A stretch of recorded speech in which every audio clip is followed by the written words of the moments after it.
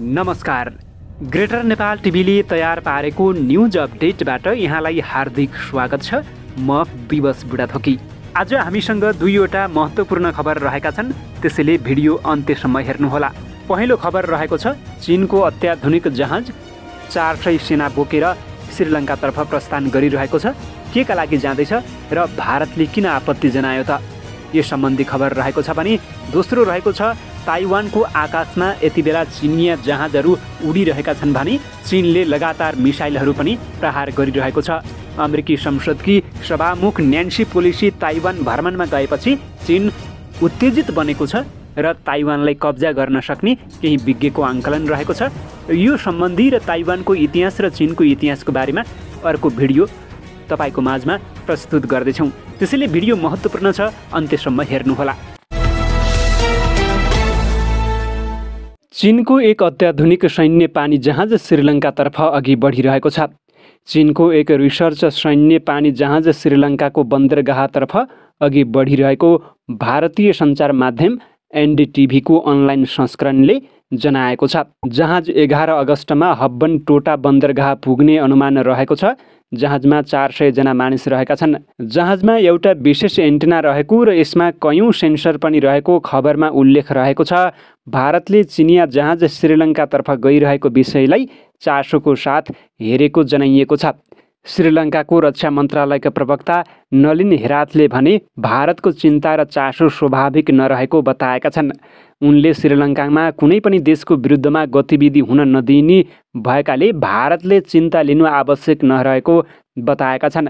भारत, चीन, रुस, जापान लगायत देशका 9 सैनिक जहाजले अनुसन्धानको लागि बेला बेला आफ्नो देशसँग अनुरोध गर्ने र आफूहरूले पनि अनुमति दिने गरेको प्रवक्ता हेराथले बताएका छन्।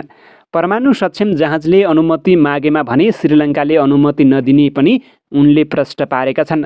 यो पटक हिन्द महासागर क्षेत्रको निगरानी र नेभिगेसनको लागि चिनिया जहाज आउँदै गरेको श्रीलङ्काले जनाएको छ। श्रीलङ्का जाँदै गरेको चिनिया जहाज अत्याधुनिक मध्येको एक हो। यो जहाजले परमाणु ऊर्जा संयन्त्र र सैन्य बेसको समेत निगरानी गर्ने क्षमता राख्दछ। भारतको रक्षा मन्त्रालयका एक अधिकारीले हिन्द महासागरमा प्रभावको लागि भारत र चीनले प्रतिस्पर्धा गरिरहेको अवस्थामा चीनले यस्ता गतिविधिबारे जानकारी दिनुपर्ने बताएका छन्। चीनका जहाज यसअघि पनि पटक पटक भारतको जलक्षेत्रमा प्रवेश गरेको तर जानकारी नदिएकाले शङ्का गर्ने ठाउँ रहेको ती अधिकारीले बताएका छन्। चीनको पटक पटकको कडा चेतावनीका बावजुद अमेरिकी संसदकी सभामुख न्यान्सी पेलोसी मङ्गलबार राति ताइवान आइपुगिन्। उनले बुधबार राष्ट्रपति साई इङ वेनसँग उनकै कार्यालयमा भेट गरेकी छन्। भेटमा पेलोसीले अमेरिकाले ताइवानलाई त्याग्ने छैन भनेर स्पष्ट रूपमा प्रश्न पार्न भ्रमणमा आएको राष्ट्रपति साईलाई बताएकी छन्। पहिलेभन्दा अहिले बढी ताइवानसँग अमेरिकाको ऐक्यबद्धता महत्त्वपूर्ण छ, उनले भनिन्। ताइवानको लोकतन्त्रको प्रशंसा गर्दै पेलोसीले भनिन्, ताइवानमा लोकतन्त्र फस्टाउँदै गइरहेको छ। यसले विश्वलाई प्रमाणित गरेको छ कि आशा, साहस र दृढ सङ्कल्पले चुनौतीको बावजुद पनि शान्तिपूर्ण र समृद्ध भविष्य निर्माण गर्न सकिन्छ। ताइवानमा पहिलो बसोबास गर्नेहरू अस्ट्रोनेसियाली आदिवासी जनजाति थिए, जो आधुनिक समयको दक्षिणी चीनबाट आएका हुन्। यो टापु पहिलो पटक सन् 239मा चिनिया रेकर्डमा देखा परेको देखिन्छ। जतिबेला एक सम्राटले त्यस क्षेत्रको अन्वेषण गरे 70को दशकमा केही देशहरूले कि ताइपे सरकार अब चीनको मुख्य भूमिमा बसोबास गर्ने करोडौँ मानिसको वास्तविक प्रतिनिधि मान्न सकिँदैन। त्यसपछि 1971मा संयुक्त राष्ट्रसङ्घले बेइजिङलाई कूटनीतिक मान्यता दियो र आरओसी सरकारलाई जबरजस्ती बाहिर निकाल्यो। सन् 1978मा चीनले पनि आफ्नो अर्थतन्त्र खोल्न थाल्यो। व्यापारका अवसरहरू र सम्बन्ध विकासको आवश्यकताहरूलाई स्वीकार गर्दै अमेरिकाले सन् 1979मा बेइजिङसँग औपचारिक रूपमा कूटनीतिक सम्बन्ध स्थापना गर्यो। त्यसबेलादेखि आरओसी सरकारलाई कूटनीतिक रूपमा मान्यता दिने देशहरूको सङ्ख्या लगभग 15मा सङ्कुचित भएको थियो। एक स्वतन्त्र राज्यको सबै विशेषताहरू र चीनभन्दा फरक राजनीतिक प्रणालीको बावजुद कानुनी स्थिति ताइवानको अस्पष्ट छ।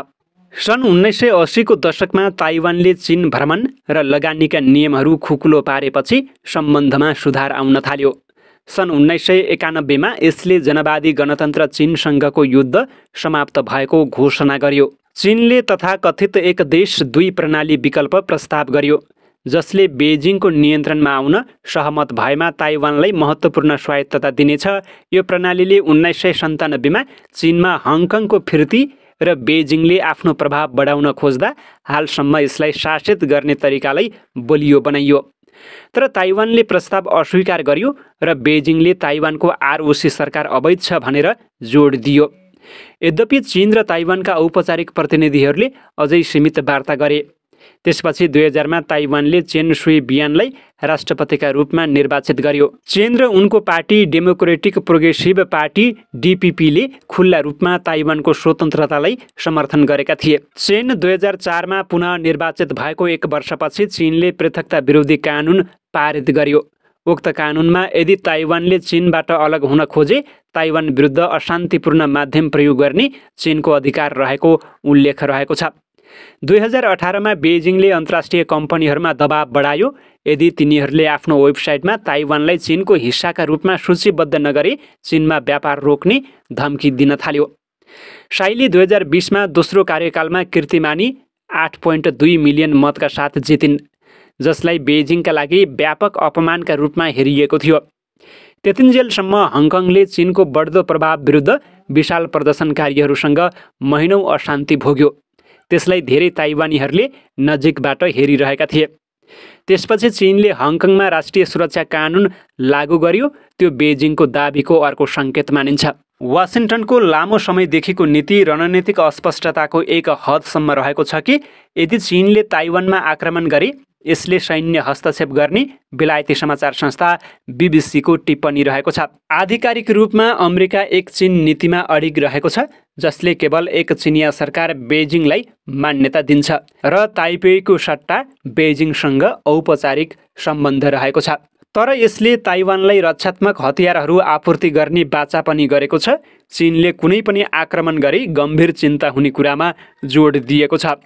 मे 2022मा अमेरिकी राष्ट्रपति जो बाइडेनले अमेरिकाले ताइवानलाई सैन्य रूपमा रक्षा गर्नेछ भन्ने प्रश्नमा सकारात्मक जवाफ दिए। त्यस लगत्तै व्हाइट हाउसले तुरुन्तै स्पष्ट गर्यो कि ताइवानमा अमेरिकी अडान परिवर्तन भएको छैन। अमेरिकाले एक चीन नीतिमा आफ्नो प्रतिबद्धता दोहोऱ्याएको थियो। यसले ताइवानका लागि सैन्य समर्थनमा बाइडेनको अघिल्लो आफ्नै भनाइको विरोधाभास भएको छ। ताइवानको मुद्दाले अमेरिका र चीन बीचको सम्बन्धमा तनाव उत्पन्न भएको छ।